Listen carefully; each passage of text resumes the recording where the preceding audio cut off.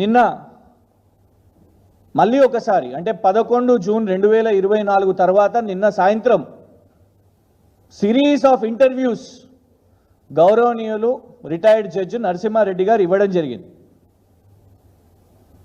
మరి అది ఫ్రస్ట్రేషనా లేదు చీఫ్ జస్టిస్ ఆఫ్ ఇండియా గారు ఇచ్చిన రిమార్క్స్ వల్ల వారు నొచ్చుకొని ఇట్లా మాట్లాడినరా?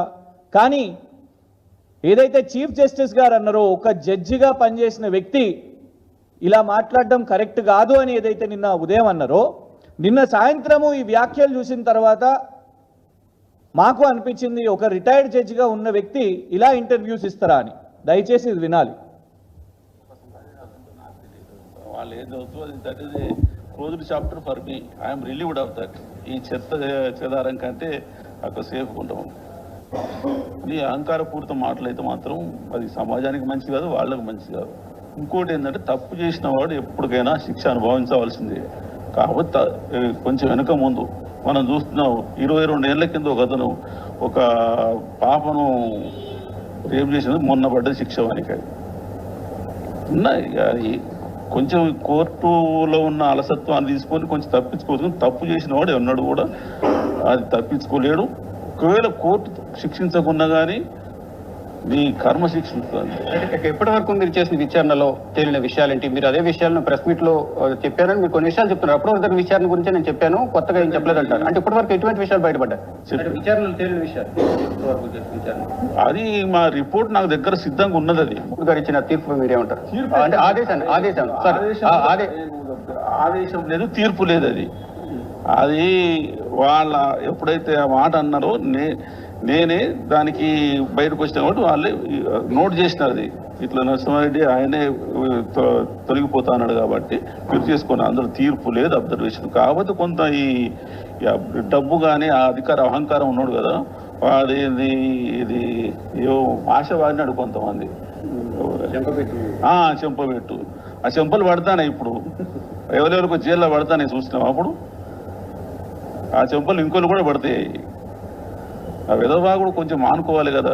చూస్తున్నాం ఆమె కవిత గారు ఎట్లే పట్టుకొని పోయిందంతా. ఎక్కన్నది ఇప్పుడు ఎక్కన్నది. అందుకని మిడిసిపాట్లు పనికిరావు. It is matter of time. ఇప్పుడు దొంగతనమైనా ఈ దుర్మార్గమైనా కానీ దానికి శిక్ష, నువ్వు దొంగతనం చేసినా అంటే దానికి శిక్ష ఉంటుంది. అయితే నువ్వు దాన్ని తప్పించుకుని కొద్ది రోజులు తిరుగుతావు తప్ప అది ఆగదు. ఇంకా నీకు దీని సంగతి కూడా చెప్తున్నా.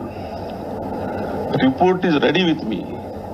ఎప్పుడు నేను వాళ్ళు హైకోర్టులో కేసు వేసినప్పుడు ఆగిన తర్వాత ఎవరు ఇంకేమన్నా జవాబులు వస్తాయి. అందరు అయిపోయినాయి, ఈయన ఒక్కొందే రావాలి.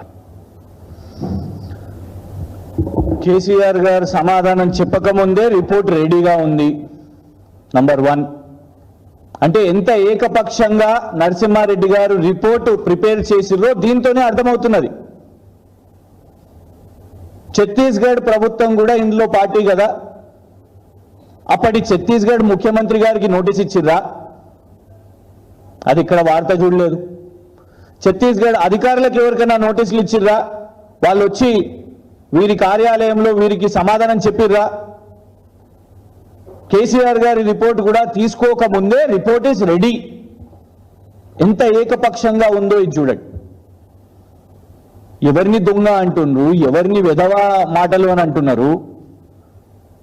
మీరు ఎంక్వైరీ కమిషన్ చైర్మన్ గా నిన్న ఉదయం వరకు ఉన్నారు. కవిత గారికి మీకేం సంబంధం? ఇప్పుడు ఈ కేసులో కవిత గారి గురించి ఎందుకు మాట్లాడాలి మీరు? ఫండమెంటల్ గా చట్టం ఏం చెప్తున్నది? నేరం నిరూపితం అయ్యే వరకు ఏ వ్యక్తి అయినా, ఏ పౌరుడైనా నిర్దోషే.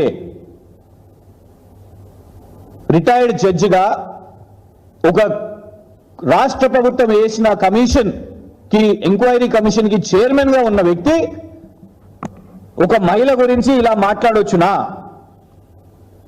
ఇదే నా అజెండా. మోదీ గారు వస్తారు, ఎన్నికల్లో మాట్లాడిపోతారు.